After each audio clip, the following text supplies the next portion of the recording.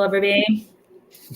Hi, thank you so much for joining us. We're fortunate today to have Charles Kamek from the University of Miami. He's an admissions director there to share a little bit about the school and the opportunities they have there. So thank you so much again. If you could start off just telling us a little bit about yourself and the University of Miami, that would be great. Absolutely. First of all, thank you for having me, Megan, and glad to be with those of you who are viewing this. So I started in admissions about 9 years ago. I got my graduate studies in higher ed, and then I've been at ever since, and really embraced the culture and really, I would say, the global educational experience that is Miami, both on the campus and in the greater sort of Miami area. And so what I like to say about is it is truly a hybrid learning experience, in the sense that I did not attend I attended a small liberal arts school, Southern in Tennessee, and then I went to the University of Pennsylvania for graduate school. I bring those up as examples to say really falls right in the middle of that, both in terms of how the campus culture is sort of cultivated. So we're a medium-sized school, 10,000 students, 75% of classes are 27 or fewer. And then you have sort of this liberal arts, sort of flexible educational curriculum, but with the rigor that will rival that of a top 50 school, which we are. So that's in a nutshell about me and overall as well. Great, thank you for sharing that. I'm wondering, what is your favorite aspect of the University of Miami? Absolutely. So if I could, I'll say two things. From an academic standpoint, it's something called our Cognates program, which is essentially our general education or graduation requirements for students. And it really allows students to sort of create and craft their own educational curriculum based upon their interests. And so we have 3 areas of study that all of our 180 plus majors fall within. And those 3 areas are arts and humanities, people in society, and STEM. So your major would cover one. So let's say, for example, I was a communications major, a journalism major. So my major would cover arts and humanities. And then I get to choose my other gen eds. I'm sure there are high school classes you all have to take that you do not want to take, right? And so the goal is to allow you the autonomy when you come to to take the classes that fit you. So I would take probably a cognate, which is 3 courses in marine science to cover my STEM requirement, and then maybe take 3 courses in psychology for my people in society. And so I'm able to mix and mold my sort of educational interests to the graduation requirements. All 3 of those fall within 3 different schools and colleges. So there's no restriction that you stay within your particular major. You can really sort of mix and match, and it allows for you to be able to add an additional major or minor. And then my second favorite thing is our location, just the proximity to so many different cultures without having to go anywhere. Miami is truly an immersive experience. Over 70% of Miami residents speak 2 or more languages, and over 50% of our students speak 2 or more languages. So being able to have both an flexible curriculum, but also an immersive world experience that you can combine with that. Great, thank you so much. I think that's what students tend to look forward to the most, is being able to have that flexibility in college to take courses that they're really interested in, or have more opportunities to kind of try something they've never heard of before, which is great that there is that flexibility at University of Miami. So obviously you're located in Miami. Is the campus like within the city, or does it have a designated campus? Sometimes kids, when they think of a city college, you can have 2 different perspectives as far as what that would look like. So could you share just about that location in the city and what it looks like? Absolutely. No, it's a completely fair question. So we are located in Coral Gables, which is a suburb outside of the city.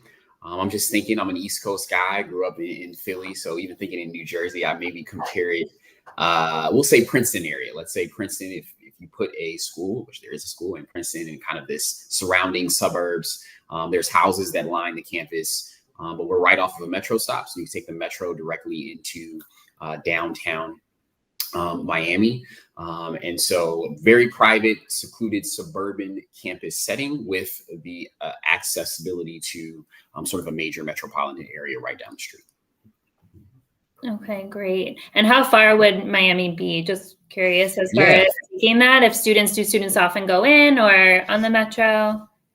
Great question. Similar to going from New Jersey to New York, I'd say it can be anywhere. Well, for us, approximately 15 minutes on the metro. It's 3 or 4 stops. In a car, it can be anywhere from 15 minutes to an hour and a half, depending upon the time of day and traffic. But 15 minutes tops on the metro. Okay, great. Thank you. What are some fun traditions that University of Miami has? Yes, I'm a foodie personally, thinking about food even at this moment, to be honest with you. There is a farmer's market every Wednesday. And so they'll have all the local eateries that will come into campus if you plan it right from 9 to 3. So you can do all 3 meals during that time. We also have this first year experience where the first year students for the first home football game are able to go on campus. Go onto the football field, and walk around. We have free admission to all our sporting events, including football games, which is huge for students as well. And then we also, for homecoming, we have what is called a boat burning. And the folklore around it is that they burn a boat in the middle of Lake Osceola, which is in the middle of our campus. It's right outside of many of the residential colleges. How the boat burns will determine if we win the game that weekend. So it's a really big sort of festive moment for the students each year. So did that happen yet? When is that? When's your homecoming? Homecoming will be the last weekend of October, first weekend of November. Yeah, last weekend of October, first weekend of November. One of those two. Nice. That's a fun tradition. I'm sure that's cool for the students to go out. Is the boat usually correct? Yes, it has a very strong track record, which unfortunately, that can be good or bad. But yes, it has a very strong track record. Okay, great. That's fun. And it's, that's nice to have those opportunities on campus that are very much, that's the first time I'm hearing of a boat burning. So on campus, so that are unique to University of Miami. What are some top majors at your school? Yes, I'll answer it in both ways. So from a popularity standpoint, we have biology, econ, and psychology. Those are the most populated majors, and chemistry, I should say, in terms of students. In terms of ranking and reputation, music, business, nursing, and marine science. Those are the 4 programs that are regularly renowned across the country and even the world. Okay, great. Do you have a limited number of students you accept into those programs? Limited admission?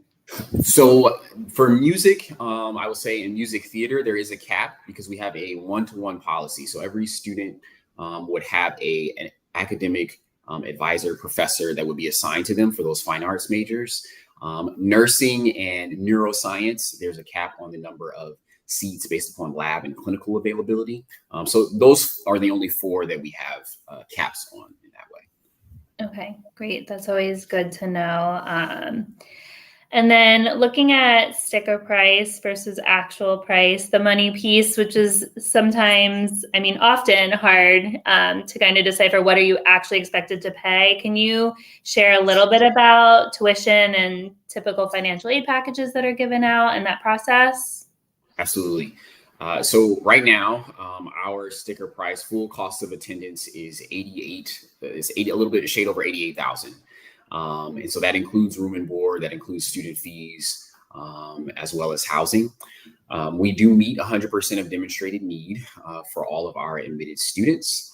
Last year, the average financial aid package was between $35,000 to $38,000, and that would be renewable and annually. And then I should also mention, in terms of student debt, we have ranked in the top 10 for students within our class.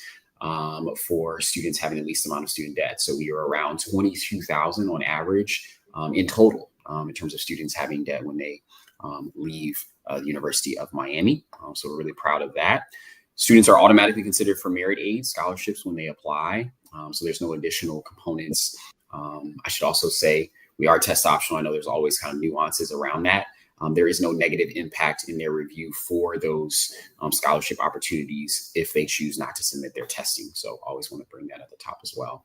But by and large, students are seeing extremely subsidized sort of educational experiences at So that sticker price, as Megan was saying, is not what you would pay. In most cases, I should say. Most cases. Yeah.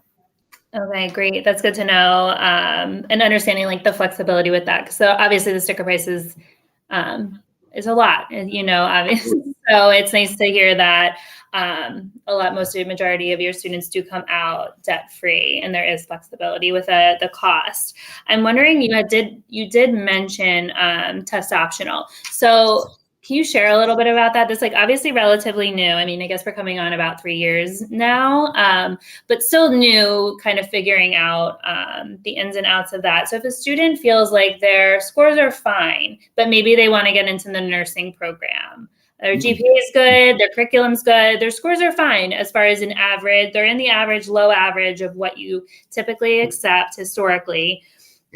What would you say, like in a situation like that? Because I feel like those come up a lot, whether to share or not. I think they can absolutely share. If you are within the middle 50%, or even above that middle 50%, feel encouraged and empowered to share your scores. I think it's a very good point to ask, because I do know that there are many institutions who will review based upon program. So I should start to say, we review within the context of the entire applicant pool, and then you're given direct admission into the school or college you choose. That includes nursing, that includes the fine arts programs, music, et cetera. And so there is no differentiation in terms of, I have to have this particular type of score for this particular program. We don't do that at UM. We do encourage students who are going into, say, engineering, into business, to at least have taken pre-calc, but that is not a minimum requirement for admission. So I always have to give that clarity. That's an advisement, but it's not a minimum requirement for admission. And there are no minimum requirements in terms of testing scores for those particular programs as well. Okay, great. And then looking at a student's high school transcript, what are you looking for from that piece? Absolutely. So context is key. As we employ a holistic review, the goal is to be able to understand the student's environment first. So understanding what's offered at their particular institution, and then how they've challenged themselves within that context. And so I always say, if you have two students, you have student A who has a 4.0 at a school that offers honors level courses, AP courses, et cetera, but hasn't taken advantage of those, has only taken the mid-level courses. And you have a student who has a 3.6, 3.7, but they have taken those advanced level courses. That second student is going to be stronger in our eyes than the first, because it's not just the number, it's not the numerical sort of accomplishment as much as it is the combination of the two. So rigor and the performance within those courses. Great, thank you. We are an IB World School, so we do offer the IB Diploma program as well as the IB Career-Related program. How does IB affect a student's admissions candidacy? Do you have students, do you look at IB students, is that an advantage as opposed to students who might not have participated? Yeah, I mean, it's definitely great to see. Rigor is key. So students who have taken that highest rigor, it's not only just from the review process, but we also understand how it will prepare them for the rigor of UM as well. And so they definitely are looked on in terms of a context where you have the opportunity to take it. There are always circumstances, and I've read many applications over the years on why they might not have had the opportunity to take it to the full extent, or maybe they only take a few courses. Give us that context. There's an additional information section in the Common App. I know your counselor will provide that context as well, but don't feel like not taking the IB will then diminish your chances for admission, but it does raise your profile if you have partaken in it, for sure. Okay, great. Another piece of the application process that I find with students that's a little bit intimidating, because it's different kind of than other aspects, is the essay, because they really have to kind of share something. And I think it can be tough sometimes to think of like something really profound about you. So can you share some information just about college essays for our students and recommendations on that? Absolutely. I know the essay can be one of the most daunting aspects. I am that's not lost on me. I will say two things. One, consider the way that you best communicate. And what I mean by that is not all of us are adept at writing. Completely understandable. Maybe you are a good speaker. Maybe you are an amazing athlete. Maybe you are a great dancer. Maybe you are a great artist, right? However, whatever that passion is, whatever that thing is that you connect to, in some way, shape, or form, you're communicating through that. And so I would first figure out what that medium is, and then maybe utilize that to translate onto the paper what you are trying to express, right? And so we're ultimately trying to get a glimpse of who you are outside of the classroom, who you are as a person, what you're going to contribute to sort of our campus community. And maybe it might be easier as you're going through your process to start with that medium that's most comfortable for you. And then the second piece is be efficient. We have both the Common App essay, where you can choose between 1 to 6 different prompts, I want to say. It's entirely up to you which ones you choose. But then we also have our supplemental essay that is up to 250 words. And it's intentional in that regard because we want to really force you to speak directly, to speak confidently, and to sort of get to these specific points that you're trying to give about sort of how you will contribute to our campus community. So, and have as many people as you can. You know, that's the one part that you have almost the most control over at this point in the process. Great, thank you. And thank you for touching on that supplemental essay. So yours is, what are you going to contribute to the University of Miami? Is that correct? Yes, how your diverse background will contribute to bettering our even diverse background as well. And there are many ways that you can go about that, but essentially we're trying to see, yes, how you would contribute to the campus community. Okay, and so the student's response to that question is important. Absolutely. I find those tend to be a bit harder sometimes too, because then you don't want to repeat what was on the website, you know, right? You know it, it's beautiful. So you don't want to repeat that information, but also you want to give something new, but those can also be a little intimidating. So for a supplemental piece like that, what are you really looking for? Yeah, I'm looking at a window into you. I'll give an example because I know this can be challenging. You know, there are a lot of people who will say, we don't want to hear about your injuries. We don't want to hear about maybe a death or, you know, those are some of the most common ones. I actually don't hold that. And even our office, we don't hold that opinion. What we say is, tell us what you uniquely learned about yourself from those experiences. And that is what will add to sort of your experience at UM and help us to get a glimpse of what you're going to bring to this experience. So I broke my wrist. That in and of itself is not significant, but during that time, I learned a lot about, one, having to utilize my other hand, but also other activities. I wasn't able to play sports for a good 9 to 10 months, and it helped me learn more about myself and the other ways and areas of life that I have interest in, right? And so that is what we're looking for, what's behind sort of that event and kind of how it ties to who you are right now. Thank you so much for sharing that. I think that would be helpful. That's a really great example and will be helpful for students and kind of when they're looking at those supplemental questions and kind of how to navigate it without kind of regurgitating what is on the website and making it more personal. So that's a really great, great feedback and insight. As far as activities in the college process, how much do you take that into consideration? What have students been in part of in their high school? Yes, list any and everything. Our aim is to be as inclusive as possible. We know that there are varying levels of circumstances and opportunities that students have, whether it be maybe you have responsibilities at home, list that, whether you have to work a part-time job, absolutely. You're a captain on your sports team, you hold a leadership role in something else, you're a member of this particular organization, you volunteer, you help out at your church, literally any and everything that you have involvement in.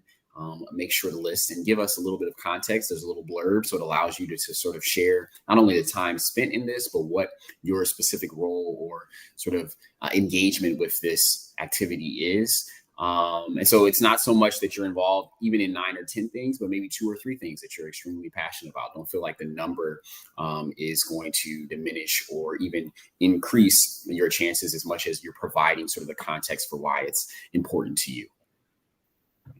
Great. How can a student make themselves stand out in the admissions process? Yeah, the essay is one of the main ways because you're able to give a little bit of your personality, your character, sort of your passions. But I'm always honest with students in saying this is a two-way street. In the same way that we are evaluating you should be evaluating us.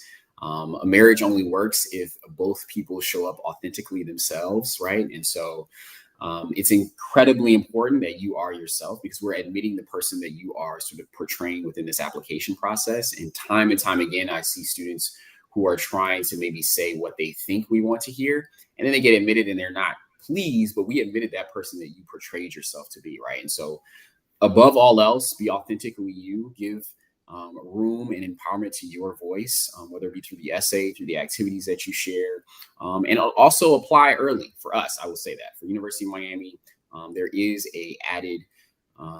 there's a higher admit rate for students who apply earlier in the process. It doesn't necessarily mean early decision, but at least early action to make sure that you're standing out in terms of that competitive pool. My last question was going to be, what is one piece of advice? And I think be authentic is so important. I think that oftentimes students have an idea of where they need to go or what they need to do, et cetera. But that really is, important to really explore, like, where are you going to be happy and challenge those expectations you had for yourself. Do you have any other advice you could share for our students with the college search or the application process? I do. And this might seem a little unrelated, but I know, I'll just say it. I think it's incredibly important that students enjoy today. So there's a lot that happens in sort of the application process. I know that there's a lot of anxiety. I hope in some way, shape, or form this conversation sort of eases some of that for you. But don't forget to enjoy your senior year. Don't forget to experience all there is in your high school experience with your friends, with the activities that you're engaged in, because you don't get those moments back. And on top of that, your engagement with those activities also will help sort of clarify and bring clarity to your college application process as well. So enjoy the moment, enjoy the now, and it will ultimately prepare you for the next. I believe that. I agree with that. I think everyone needs to hear that. I think that's good advice for life in general. I think sometimes you get caught up on the hustle from one thing to the next. So it is important to kind of take advantage of this time that you have now in the process. So thank you so much for your time, your feedback, your insight. Obviously, University of Miami is super popular with our students. So we're very grateful that you took some time out of your busy schedule, again, to share with us a little bit more about the college. So thank you so much. Of course, truly my pleasure.